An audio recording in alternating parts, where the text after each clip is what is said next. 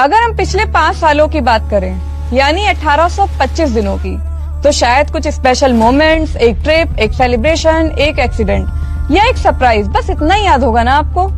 अब सवाल ये है कि बाकी के 1800 दिन कहाँ गए? क्या आप जानते हैं कि कुछ स्पेशल मोमेंट्स ही आपको क्यों याद हैं? क्योंकि उन मोमेंट्स में ही आप जागे हुए थे। मतलब सच में आप उन पलों को जी रहे थे, पूरे होश में, फुल्ली प्रेजेंट। और जो बीते दिन आपको याद नहीं है, उन दिनों में आप केवल रूटीन में चल रहे थे, सोए हुए बस चीजें कर रहे थे। जिस समय आप नाश्ता कर रहे थे उस समय आपका दिमाग ऑफिस में था, और जिस समय आप नहा रहे थे उस समय आपका दिमाग नाश्ते के बारे में सोच रहा था। मतलब बॉडी यहाँ और माइंड कहीं और।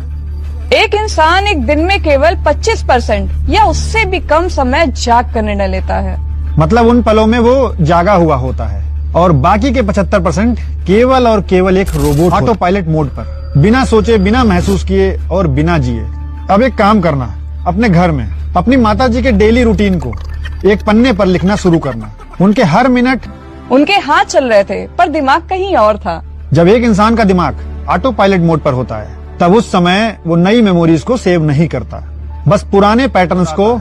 इसलिए लोग वो सब भूल जाते हैं जो काम वो सोते सोते करते हैं, क्योंकि वो वहाँ थे ही नहीं।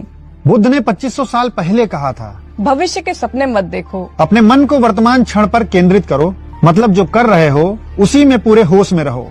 चल रहे हो तो चलने को महसूस करो, खा रहे हो तो खाने को महसूस करो, सांस ले रहे हो तो सांस को महसूस करो।